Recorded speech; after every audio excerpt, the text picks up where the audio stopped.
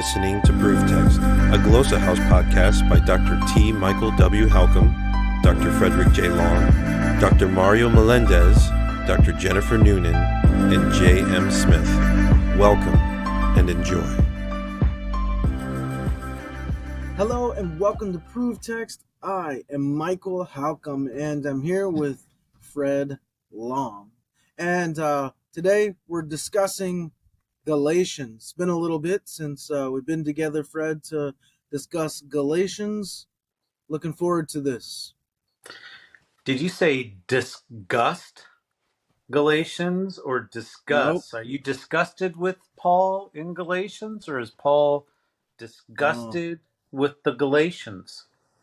Absolutely not disgusted with Paul, although Paul seems to be disgusted with some in Galatia. I don't know if he's disgusted with the Galatians as much as he is the troublemakers who've come behind him from elsewhere. But nevertheless, we're in Galatians 5. And hey, if you're just now sort of getting into the ProveText podcast, you can scroll all the way back through the history of this. And we are just going verse by verse through Galatians. So you can find us starting at verse 1. We usually do a couple verses per episode. And so that's what we're going to do here today. If you're watching, I'm going to put the Greek text up on the screen. You'll be able to see that. If you're just listening, that's okay, because you'll be able to hear it as well. I'm going to read Bible it. App? What's the Bible app? Yeah, this is stepbible.org. Yeah. I love this. I have been a BibleWorks user since, I don't know, 20 years, 15, 20 years. And this, I got a new computer a couple months ago, and I didn't load BibleWorks back on as first time in as long as I can remember having a laptop that I didn't have BibleWorks on a computer. And, wow. Step Bible has replaced that for me, and it's totally free, 100% free. Yep.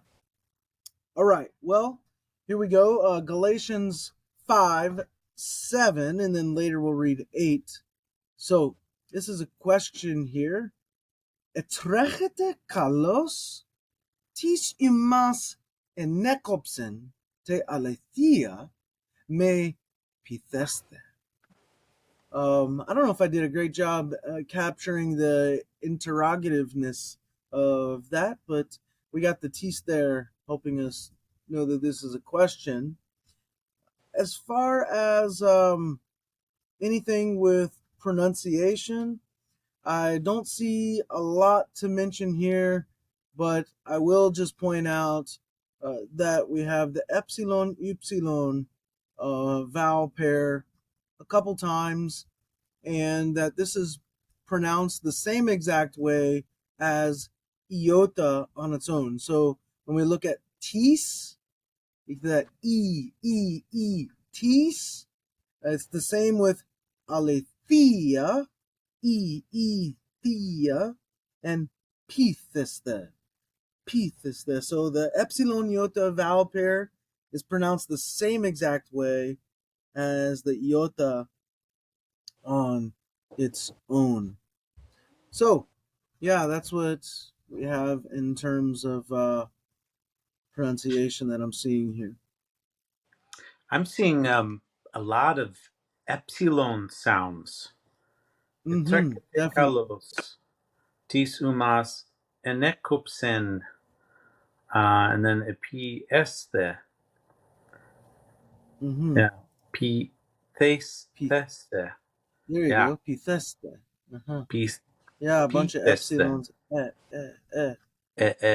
Wonder what that creates.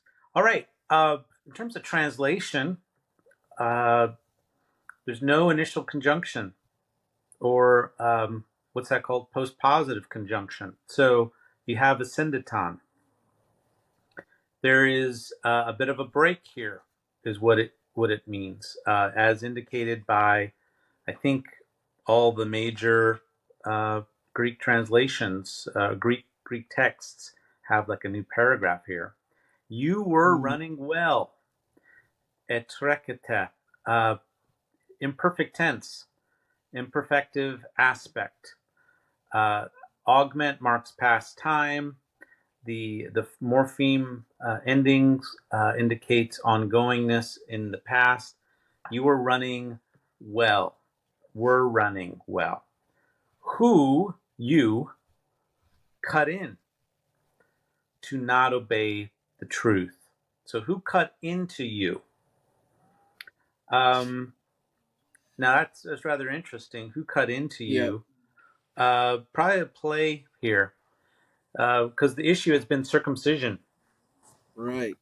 So someone cut in. I actually presented a paper on the cognitive, the meaning of these lexemes and the cognitive impact, kind of a cognitive grammar look at these. And it was really interesting to diagram what's going on here, because eventually he's going to say, I wish they would just cut it all the way off.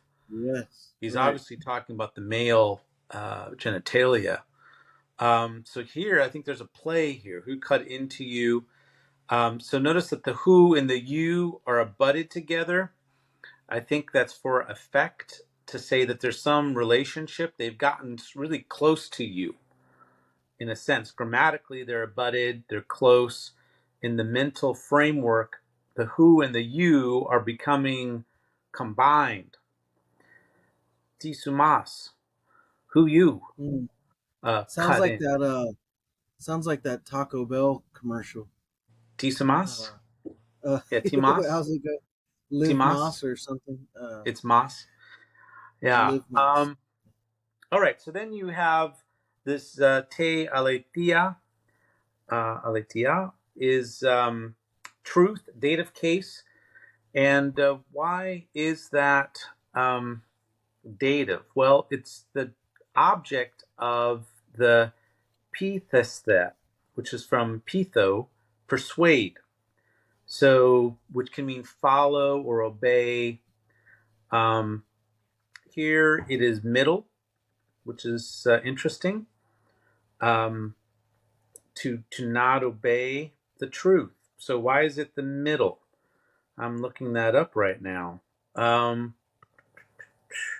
Passive and middle, to be won over as a result of persuasion. So to be cut in, to persuade you, to not persuade you to the truth, is how this would be translated then. So who cut in to you to not obey or be persuaded by or to the truth? Yeah, so I guess in form it's present, middle, passive, and form, maybe with a middle sense of meaning persuaded, or passive, to obey, with dative or person of thing indicated there. Yeah, so it's as simple We as have that. this. We have this though in 110, right? Where a form of that pitho. He says, am I now like persuading humans or God, right? Yeah. People or God, and of course the answer is well, I guess isn't of course. I think going back to this, he is trying to persuade humans. He's not. There's no need to persuade God. But anyways, so this just triggered this memory for me. We're gonna get it a few verses later in 5:10 as well. Because there, he says, ego pepuitha, isumas in kirio, right? So I think his aim is to persuade humans, not God. I think people often read 110 wrong. They interpret it incorrectly. Yeah, I'm looking here at my lexical information and looking at 110 again. I know we've discussed that. What was that, 2 years ago? How long have we been working on Galatians? But yeah, I mean, the NASB translates that in 110, seeking the favor of. Hmm. I think just persuading. And Yeah. I think it's a fair question. What is Paul trying to do? Trying to garner God's favor, persuasion, or people? But then, and then you have an alternative, or am I seeking to please people? See, it's different. Persuading people Mm-hmm. and seeking to please them, those are different kinds of things. So, uh, Yes. Paul uses persuasion. 2 Corinthians 5:10. I think it's 5:10.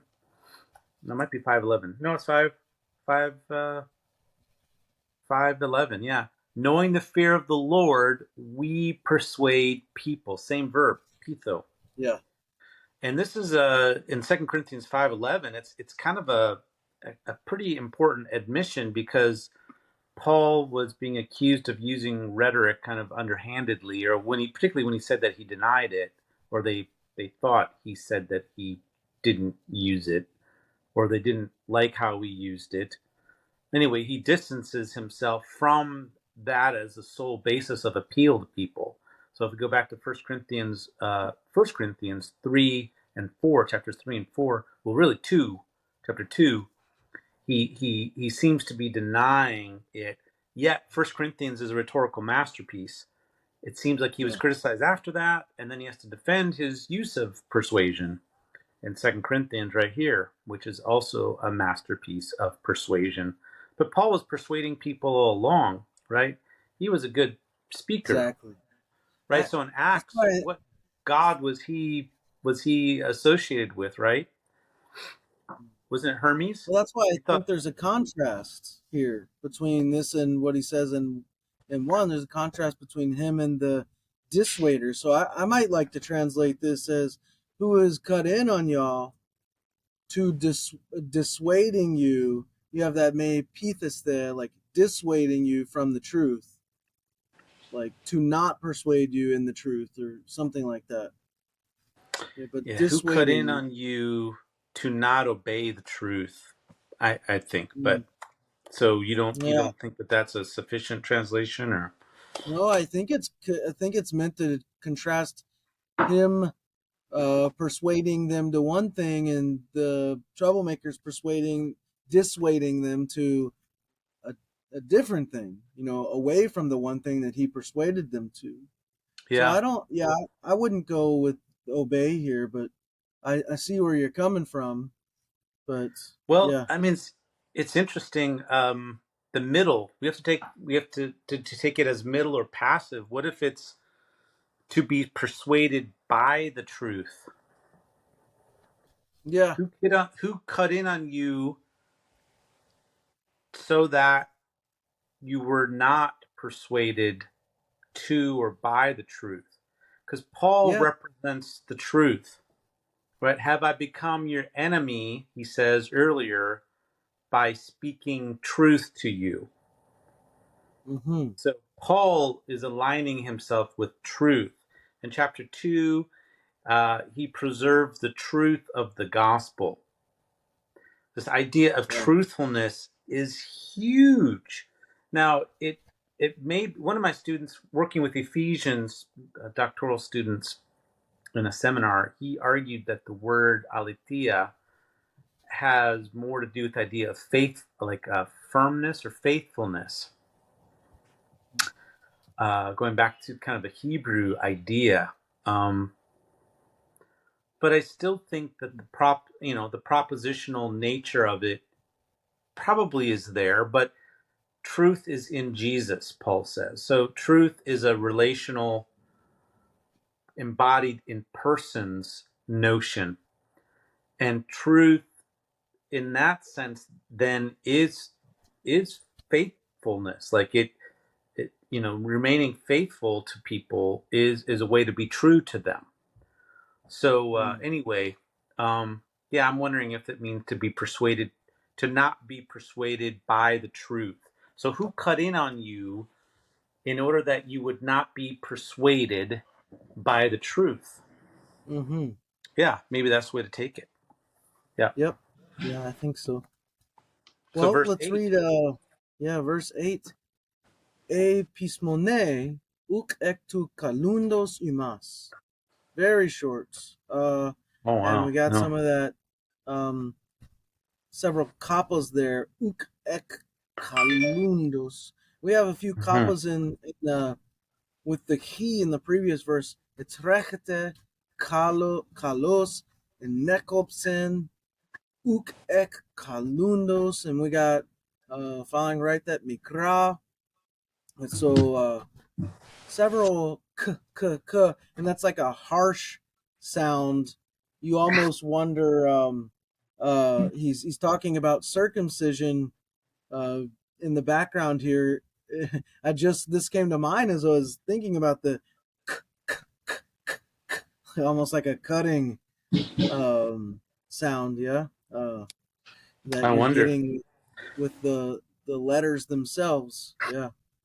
Yeah. And And sometimes like that could be purposeful, but sometimes it's just like a subconscious thing, right? When we cuss, like when we stub our toe or smash our finger, if we do ever use cuss words, or even if we use softer version of cuss words, right, like crap or dang, or um, FUD. we tend to we tend to like highlight the initial and final sounds of those and make them sound pretty harsh. Yeah, you said fudge, right? The Hmm. begin opening and closing sounds, and we do this just subconsciously. And I think something could be going on here that is saying that we have the pismone uk ek kalundos imas. So yeah, I don't know. It's just interesting, intriguing to think about. Yeah. So verse 8 has a syndeton once again, which would seem to suggest here there's a closer relationship, but there's no relationship that can be adequately expressed by the existing connectors or conjunctions. So it's maybe it can be an evaluative statement, and that's what this is. You can move from general to specific. You can move to a summary. You could move to evaluative.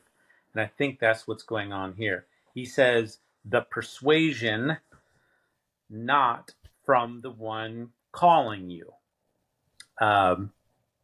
It's a copula null sentence, which means that the copula verb imi is not there. It's implied. So the persuasion is not from the one who called you. So there's some kind of persuasion that is being applied, but then Mm-hmm. Paul evaluates it as not from the one calling you. Now it's interesting that kaluntos, is a participle, is it's present tense. This is an adjectival use of the participle in a prepositional phrase. We were just talking about participles in a grammar point soon to be released. And yeah, this is adjectival use. So from the one calling you, it's intriguing that it's not the one that called you, past time. Mm. If you go back to 110, And 1-6 as well. well, 1:6, yeah, that's what I was looking for. Pardon me. Yeah, that is aorist tense. Mm-hmm. I'm surprised that so quickly you are changing from the one who called you by the grace of Christ to another, into another gospel, or for another, yeah, into another gospel. So what's going on here? Why the change from aorist tense to present tense? It almost makes it seem like God is still calling them. It's almost like, Mm-hmm. well, to go back to the exigency that we have discussed, that I'm a bit persuaded of, that these people are tempted, and some are even returning to paganism. So when faced with the the the persuasion that they have to be circumcised to be good followers of Christ or whatever, that some of them, many of them, maybe all of them, said, nope, we're going to come back under paganism. So the time words, this goes back to chapter 4, and this is really the argument that Troy Martin has set forth, although it's not been accepted. It's not been accepted by and large, but I find it compelling. Yeah, So the present tense would suggest he is calling you now. He is calling you now. Yeah. I don't have any issues with the idea of God calling them still now.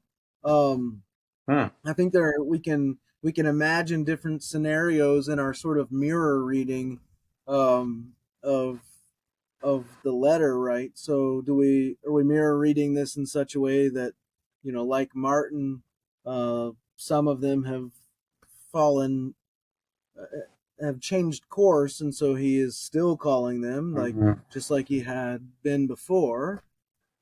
We can imagine another scenario where perhaps no one has quite yet changed course, and Paul is making the theological point that, look, the God who called you then is still calling you. This calling doesn't stop. It doesn't cease. So that's, I don't know, another way we could think of it. I'm sure we could come up with a bunch of other ways to we would just frame. Yeah. We just have to kind of look at, develop an understanding of calling in Paul. Does Paul have this developed sense somewhere, expressed? So Michael's suggested the reading that even after we've initially been called, that God still is calling us. And I think that there's some aspect of that is true. He's calling us to deeper commitment, faithfulness, further repentance.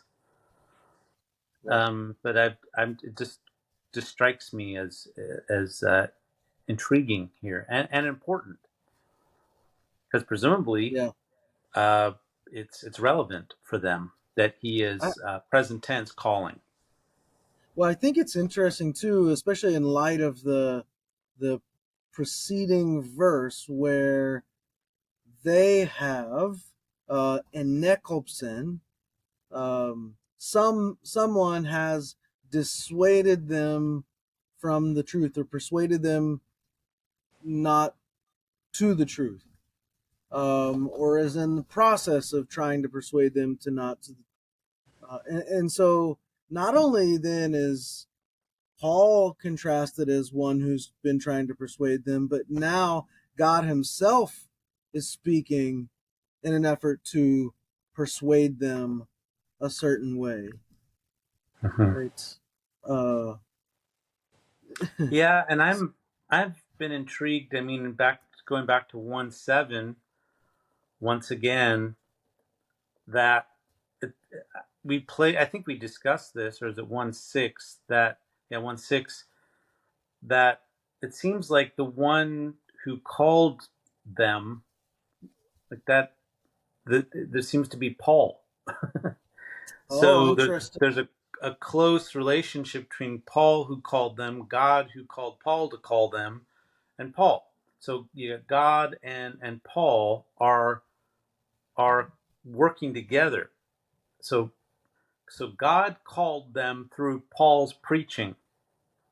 Now God is calling them to obey the truth through Paul, who is speaking the truth to them. So there's a concert. There's a concert of activity. Yeah. So I've always been struck by 1:6, and just in my mind, I just thought, boy, is he referring to himself? Because God works through agents who speak his truth. Blessed are the feet of those who go, and then how will they hear unless someone goes? So God sends, but then people have to go, and when they go, they're representing God. So I just have always wondered whether Paul wasn't also a part of 1:6 from the What about one then who called you. 115 would maybe kind of mitigate against that reading, although I find that really intriguing, where Yeah. in 115 you can see it here where Yeah. he's The one who essentially set me implying, apart. yeah, The one in who my set me mother's apart from my mother's womb. womb and called me. Yeah. Yeah. Yeah. Yeah. I mean, I think that would say that God discreetly calls, no doubt about it.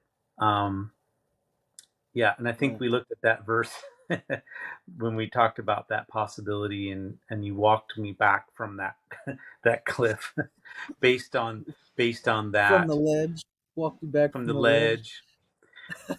But yeah, obviously we need to look at the idea of calling more, Well, and this God being an let me active caller. let me give you another example. I mean, so I'm currently a pastor in a denomination called the Church of the Did you Nazarene. say you're a girly pastor?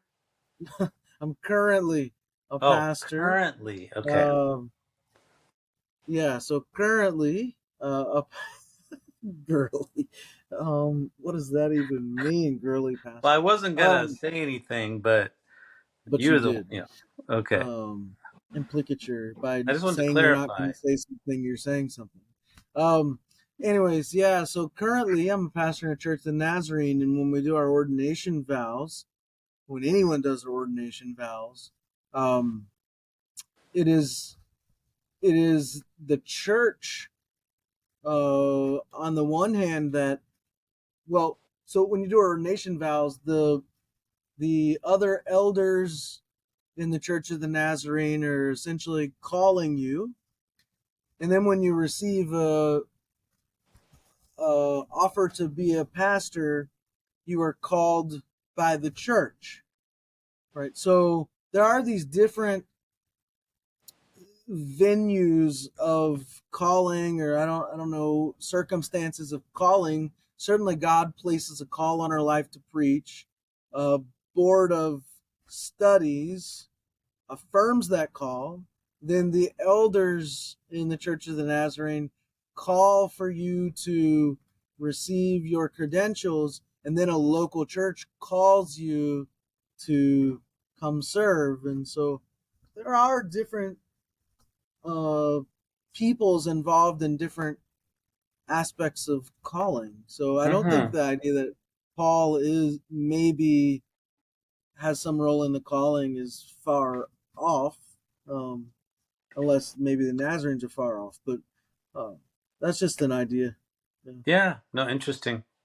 Well, do you have a parting shot, or do I have a parting shot? Um, Go ahead. Yeah, you can have. I got one, but if you want to share yours, up to you. Those who aren't following Jesus aren't his followers. It's that simple. Followers follow, and those who don't follow aren't followers. To follow Jesus means to follow Jesus into a society where justice rules, where love shapes everything. Scott McKnight. Oh, interesting. Yeah. Yeah. Huh. All right.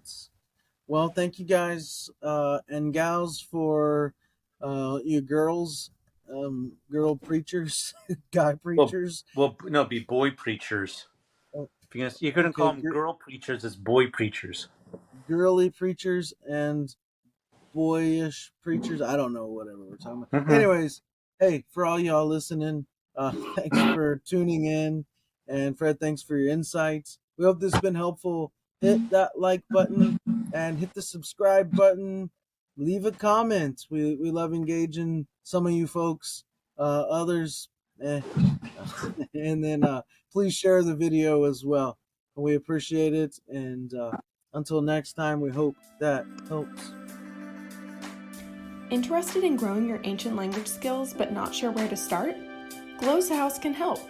From illustrated readers and short stories to lexicons and grammars, Glossa House offers a variety of resources for beginning, intermediate, and experienced ancient language learners. Head to glossahouse.com today. Glossa House, language resources for the global community.